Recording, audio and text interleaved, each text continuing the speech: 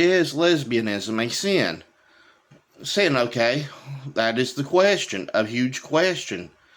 Let us first go back to Leviticus 18:22, where it says, "Thou shalt not lie with mankind as with womankind." First of all, this verse only refers to men having sex with men. Let's break down some key words. Back to the Hebrew. If we look at mankind in Hebrew, it is zakar.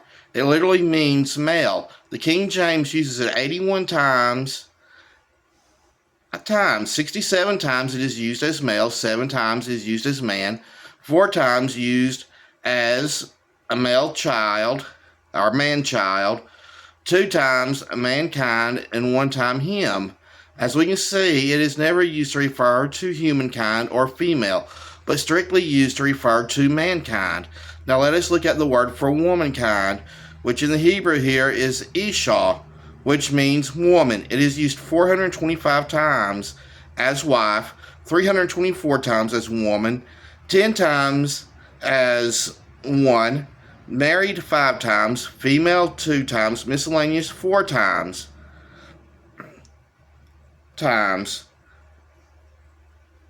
And if you look, it is always referring to female, either directly or indirectly. Even when it is used as miscellaneous, such as in Ruth 1:8, where Naomi tells her daughters-in-laws to return to their mother's house, or in Exodus 26:3 through 17, where it is used as one. In this place, it is used as something to connect other things together, in much the same way as we use male and female ends on a plug to connect. But Isha is still always used to describe the female. No way could it ever be used in any other way, so this verse can only mean men. That is to say that men can't sleep with other men as they would a woman. It cannot be taken the other way around. Another proof of this is found in the next verse by means of the very way it is structured. The first part of it says that it is a sin for men to have sex with animals. Then it goes on to say that it is a sin for women to have sex with animals. So if Leviticus 18:22 were a law about women, woman with woman, then it would be split up like in 18:23. It would say something like, "Man shall not lie with man like he would woman." Then it would go on to say, likewise, woman shall not lie with another woman as she would a man. But it doesn't say that, so it cannot mean woman with woman is a sin. Now I definitely know what you're going to say next. You're going to ask, what about Romans 1:26 through 27? Before we get into that part, there are a few things we must understand. First of all, Paul cannot add or take away from Scripture according to Deuteronomy 4:2. In fact, the only person to ever live with that authority is Jesus Christ, and he never did that with any sin. The only laws that he had done away with were the ceremonial laws, but the sin and civil laws are still in effect. So in order to interpret this passage correctly, we must remember that Paul cannot add or take away from Scripture according to Leviticus.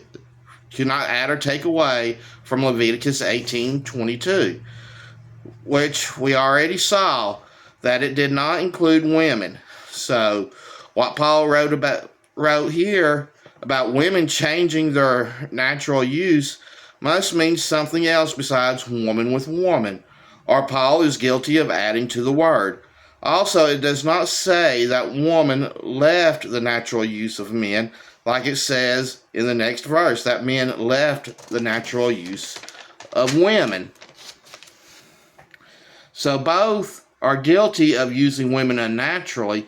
On top of that, the men took it one step farther by burning with lust, men lusting after other men. Notice that once again, it is only man with man. That is called out here, not woman with woman. But men, the natural use, but men forsook the natural use of women and lusted after men. Women did not leave the natural use of men, but they did change, not leave like the men did their natural use. Now let us define what the natural use of a woman is. In Genesis 2:18 it states that women were created to be men's helpers, to submit to their husbands in the heads if unmarried.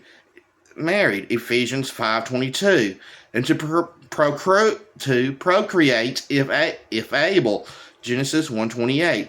So as long as they do these things, there is no sin with woman being with woman, unless they are forbidden by their head. In closing, let us remember what the biblical definition of sin is. In 1 John 3:4, it says sin is a violation of God's law. And according to Romans 4:15, that where there is no law, there is no sin. So in order to prove that it is always a sin for a woman to be with a woman as with a man, you must first show a verse that specifically says that.